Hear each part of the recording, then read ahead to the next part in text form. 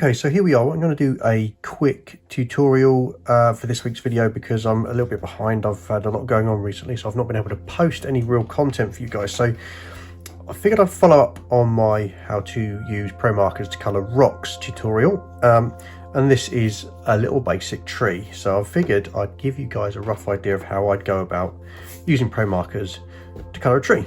So I've done a rough drawing. And I've chosen just a few colours to keep it simple. So I've got 3 browns, 4 greens. Now,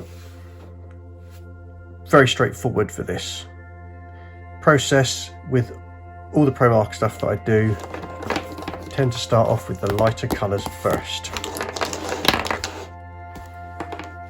In this particular instance, I'm going to look for where the lighting source is coming from. So the light source is going to be from here, boing, up that side, which is really, really important because then we know where the shadows are going to fall when I start to colour the tree. So I won't do any shadows to start with. I'm just going to colour in for the base colour, which is going to be the light, which on this particular episode for the trees I'm going to use tan as a simple base colour, and that way I can see where I'm going to be doing all of my colouring from.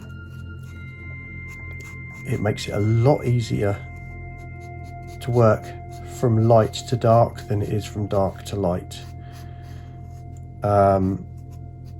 There's many ways you can approach it. Some people do work from the dark side down to the light side. I'm not quoting Star Wars here, guys, but I can say that there are certain people that can use the Promarkers in that fashion where they can basically just go straight in. They know exactly what they're doing and they can make them work. I am still learning how to use them in a more sort of fluid fashion.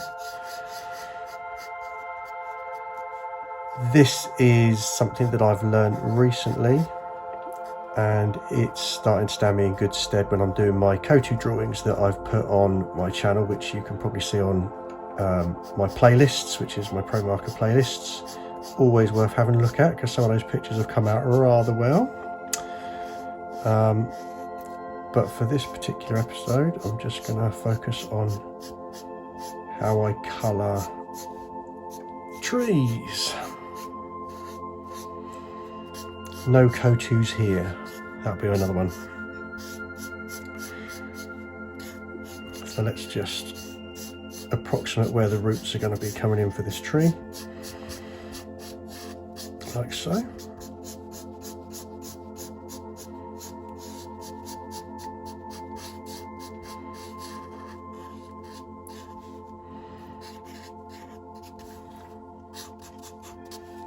There we go.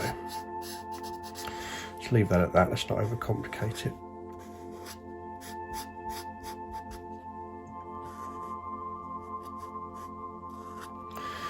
So there we go. That's what I've done for my basic tree shape. Nothing more to do there. So when you're doing this, as I said, my light source is coming from this side. Funnily enough, where my light is actually positioned. First from this side, I'm going to keep it elevated so that it falls down. The shadows will be on the underside of the leaves going away from it. So here we go. Here's going to use the yellow pen. There's my light source.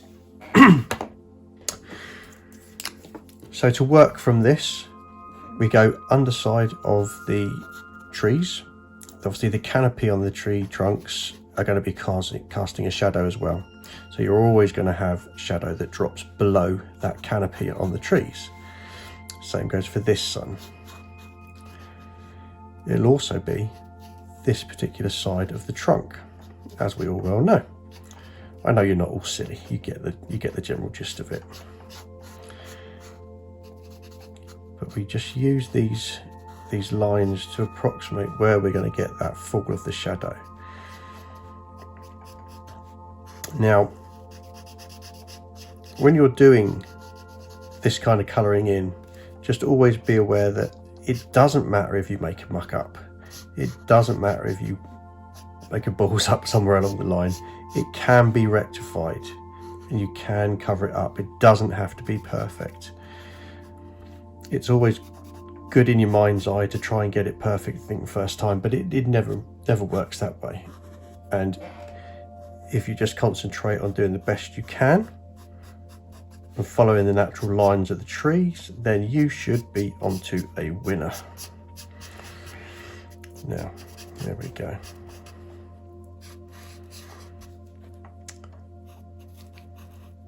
So there's the light source that's coming down. That to me looks about right. So what I'm going to do now is go back up to the tan, which was the previous light I've just used. I didn't tell you, I'm sorry, I used cinnamon to make these darker shadows. I'm going to go back up to tan and colour in and blend it through a little bit so that that cinnamon colour blends in a little nicer and a little tidier in with the tan. And it should still then leave those highlights on the other side and allow us to see where we're going with the next darker colour.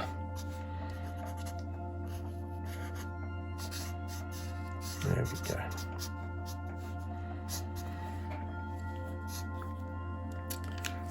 So now we discard the lightest one. We go to the darkest, which again is same placement directly under the canopy of the actual trees, like so. And down the right side of any limbs that might be there, just so that we can get them in the shadow as we need it. Like so.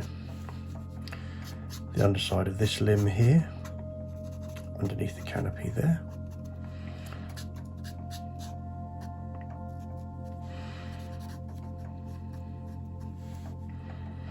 And down here as well.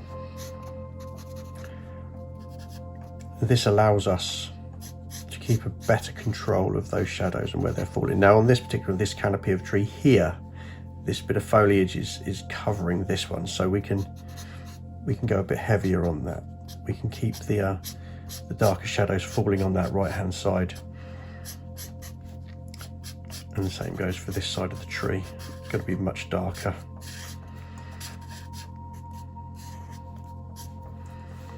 Now under these limbs there's obviously a lot more going on with the trees and the leaves and the foliage above it. This side it's not quite so much, it's just a lighter amount. There we go.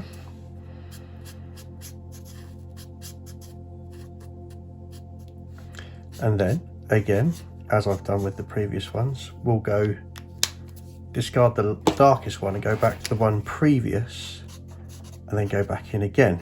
Now this again helps get a smoother transition between those blends that we've just done between the tan, the cinnamon, and my goodness, I'm brain dead at the minute, burnt sienna is the final one that we've used there. And this helps just get that blend a little bit smoother, and then we're still left with the highlights on that left hand side of the tree where our light source should be hitting.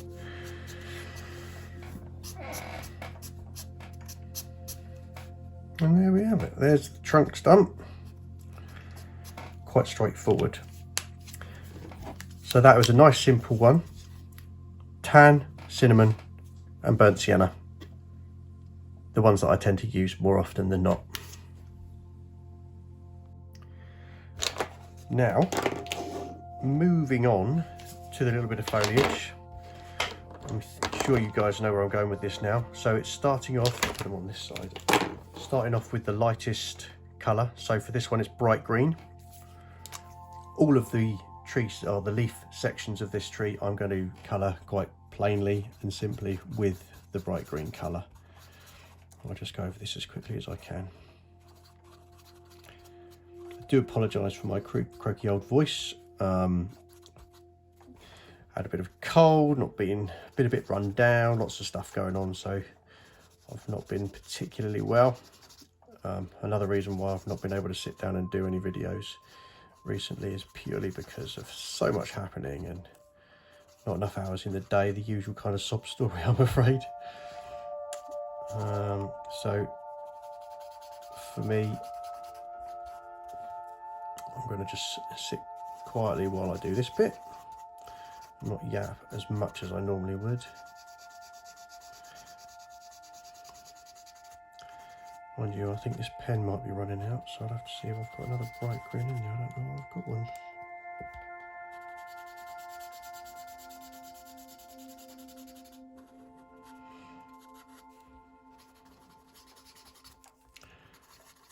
Now I'm going to give a little bit of a shout out to my godson Henry, who's, I'm told, really enjoys my videos. So I decided that I would buy him a nice little set of art markers to do drawings with, and he has actually sent me a couple of pictures that he's done, and they are amazing. I'm going to keep them for myself. I'm not going to share them on the page because obviously it's something that he's done for his Uncle G, but I'm glad he likes the markers, and I'm glad he's keeping up with the drawing because he's very good and he makes a real effort to get all the detail in when he's doing it, which is amazing to see.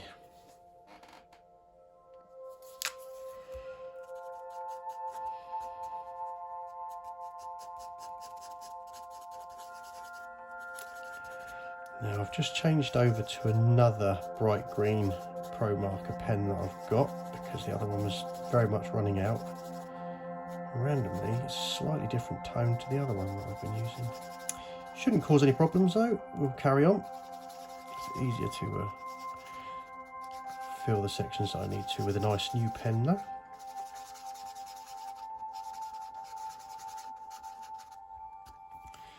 So there we go.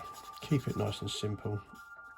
This is just an example for you lot, so I'm not going to worry about going over the lines or making it too rough. It just might help you guys to understand my processes and how long it actually takes, because doing a lot of time-lapse stuff, you don't really get a feel for how long it actually takes you to do one of these drawings or any of my larger drawings. It doesn't really sort of portray it particularly well. It's always whizzes by in 7 or 8 minutes, and then really it's taken me 4 or 5 hours. So this is obviously a bit more insight into the fact that it takes a lot longer to do these drawings. Now, because this previous light green was a different tone, it's actually given me a lot of shading already, which I'm really lucky about, because it's showing the different tones that I've got already in place, which is really cool. Right, so I'll let that dry off quick. So, as with the trunk, we discard the lighter colour and go to the next darkest colour, which in this particular instance is just grass green. It's a great colour. Now again, the light source is up here where my yellow pen is indicating the light's coming from. So we're going around the bottom right edge of this particular set of leaves, and we're wrapping it around and keeping it on this side so that it doesn't get rid of all those highlights on the top left side. This one's nearer the trunk and it's around the back of the tree, so we're going to put a bit more shadow on this one. This one's covered primarily by the shadow from this canopy, so we'll go heavier on the underside and under there, and as it comes out from into the shadow we'll just lighten it up. And this is the same process right the way through. We're looking at any light that might be falling and any shadows that are going to be falling from above. So from here, this one will be quite exposed to the direct sunlight, so we're just going to mark through, wrap around and colour. This one's covered by the trees above and the foliage above it, so we go a bit heavier, leave the light side exposed over here. Much darker this one. Let's go underneath here.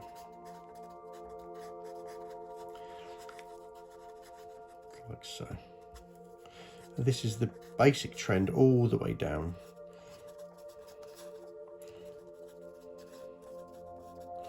We choose where the lines are going to be, where the leaves are going to be and the patterns are going to be. We just gently work our way around to the outside.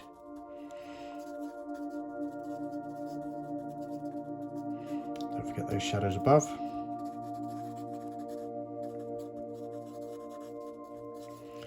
Same again on this side. And again, this side's going to be underneath the canopy there, so let's make that a bit darker. And now you can start to see that tree starting to take a bit of shape there. So as previous, we'll go back to the lighter one again, and we're just going to blend it in with the edges. So you go over your existing light green, blend it into the newer green that you've just added, and that will just take it in, soften up that blending edge a little bit, and make that transition again between all of those greens just a little bit softer.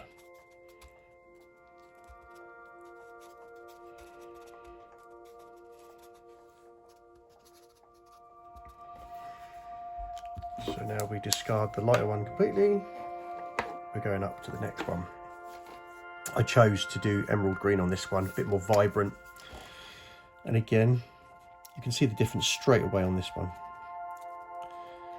Selecting where the shadow's coming from, the direction the light's coming from. And now I'm going a little bit lighter, just spotting the paper with the nib, getting some texture into those leaves that are supposed to be on these branches here. You can go a bit heavier underneath it, because we now know where the shadows are laying. Same for this piece here. And this starts to then build up a picture. You don't have to be precise with the detail, because your mind's eye will read it differently. People that look at it will start to see a little bit more pattern and a little bit more form and shape in here.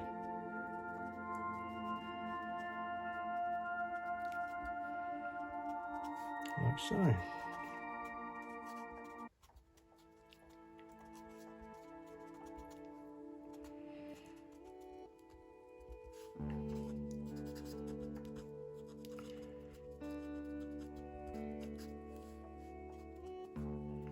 Make it a bit darker under there. Let's make this a bit darker as well. And this is how it's going to continue on. So what I'm going to do is, once I've put the heavier shading on this little bit here,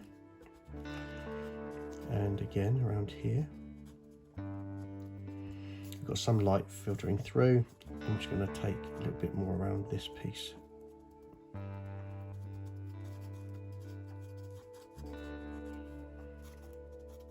There we go, starting to take a bit of shape now. So again, light coming down. It doesn't have to be perfect. A lot of it is about suggestion. The way the Promarkers tend to dry as well, it bleeds into the next colour. So the blending side of things is just nice to tidy up. But it depends on what effect you're looking for. If you're looking for something more akin to watercolour, you can just use it on top of it and it will dry in such a way that it looks like it's kind of brushed on, which is a really cool technique, and it looks really nice. It's something that I've done a few times and I've managed to work successfully. But in this particular one, I'm just going to go straight off back to the grass green, take it in a bit heavier around these darker sections, and it's helped that colour again just blend back in, and it's a much more subtle transition between the two colours then.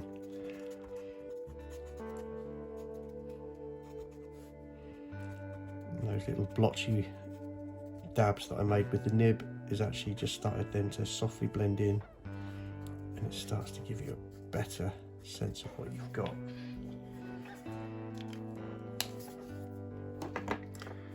That was the one I used, which was the emerald on the darker section. So now I'm going to go to forest, I believe. Nope, I lied. Holly, and holly's just to finish off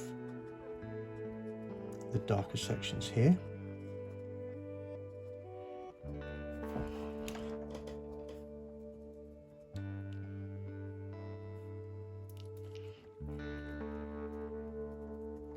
I like to do this so that everyone can see a distinct difference between those final colours and the shading underneath the canopy of each of the branches have got those leaves on it. But once they've soaked in a little bit and it blends in a bit softer with the other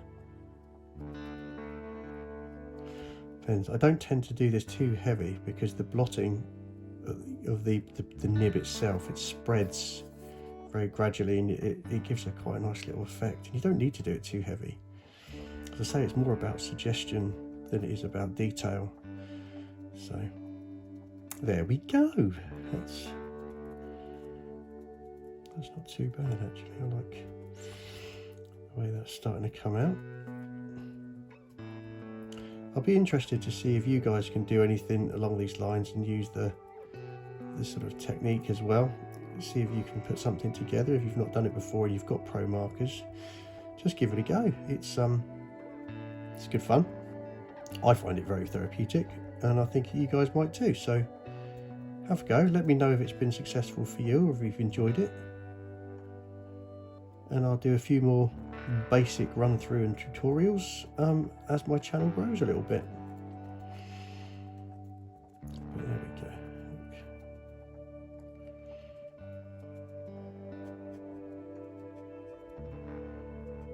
There we go. So that's the darker side parts done. It's always good to have those blocks of darker greens in there just to give it that real impression. There we go.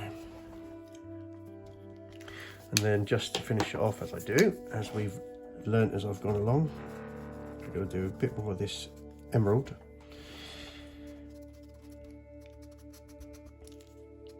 Get that nib blotting that I've done there, just to soften it up a little bit, blend it in a bit nicer. And I think we could call it a day on this particular little example of how I use the Promarkers. Now, just as another little tip, after I've done this with the trees, I do actually like to use one of the mid-tones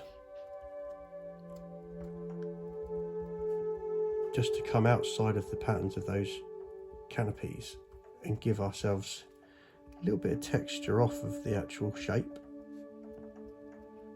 A few dots and dabs.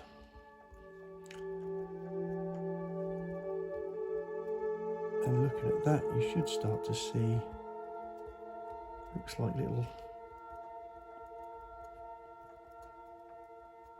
leaves just sticking off of it, breaking the edges up just so that it looks like there's actually more texture to the edge of the canopies as well. I think it's just quite an effective little tool, just a little tip just to break it up. And it looks quite effective too.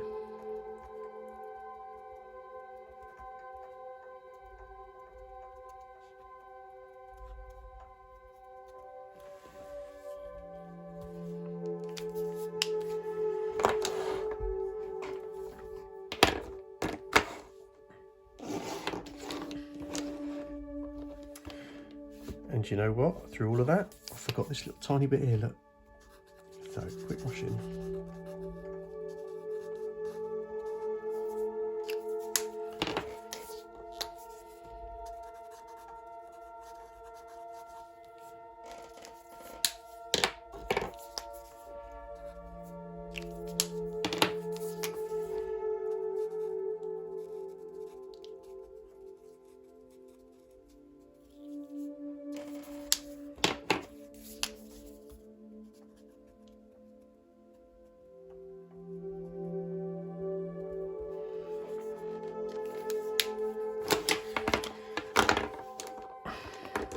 And there you have it.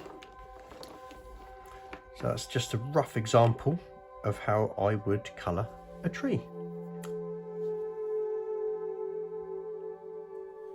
One Promarker coloured trees. Now, if you guys have found it useful or you've got something from this particular video, then please put a comment down below. Let me know what you found interesting, and also let me know if you'd like to see more draw-alongs like this. If they have value, let me know, because it's always something that I want to look into doing. If you haven't subscribed, then subscribe as well, because that's always useful too. But until the next one, please stay safe, stay clean, stay happy, and keep on using those Promarkers because they're awesome. I will see you on the next one. Bye for now.